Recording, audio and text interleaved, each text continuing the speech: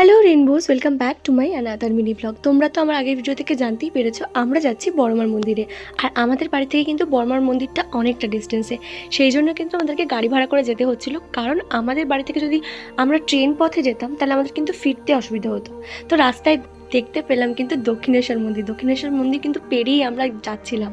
তো ফাইনালি আমরা বড়মার মন্দিরে পৌঁছে যাই। আর প্রথমে গিয়ে কিন্তু মায়ের পুজো দেওয়ার জন্য আমরা ডালাগুলো কিনে নিচ্ছিলাম।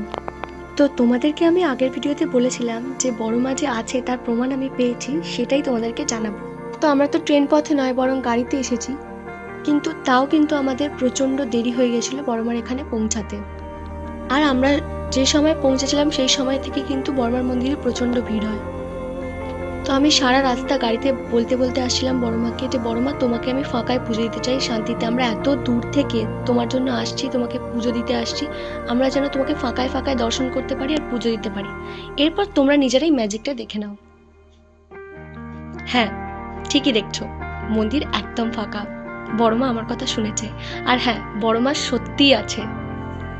সারা রাস্তা গাড়িতে এই প্রার্থনা জানানোর পর যখন মন্দিরটা এরকম ফাঁকা দেখলাম, তখন সত্যি কথা বলতে আমার চোখে জল এসে গিয়েছিল। সত্যিই আমি খুব শান্তি ভরে বড় মাকে ফাঁকায় ফাঁকায় পুজো দিয়েছি। আর এরপরেও যে মিরাক্কেলটা, সেটা তোমাদেরকে শেয়ার করি। ঠিক বড় মাকে আমাদের পুজো দেওয়াটা কমপ্লিট হয়েছে, পিছন করে দেখছি হু হু করে লোক ঢুকছে, ভর্তি লোক। পুরো মন্দিরটা ভরে গেল কয়েক মিনিটের মধ্যে ভরে গেল। তো তোমরা যারা ভাবছো বড়মার মন্দিরে আসবে, তোমরা কিন্তু নিশ্চিন্তে চলে এসো, কারণ বড়মা কিন্তু আছে। বড়মা সত্যি বিরাজমান। বড়মার লীলা যারা জানে, যারা বুঝতে পেরেছে, তারা কিন্তু সত্যিই বুঝতে পেরেছে যে হ্যাঁ আছে, বড়মা আছে। এবার দেখো, তোমরা ভিড়টা দেখো, আমি মিথ্যে কথা বলছি না। এই এতটা ভিড়, মানে আমি শুধুমাত্র ফ্রন্টের লাইন থেকে তুলেছি বড়মাকে নিয়ে ভিড়টা, আমার পেছনে কিন্তু বহু লোক।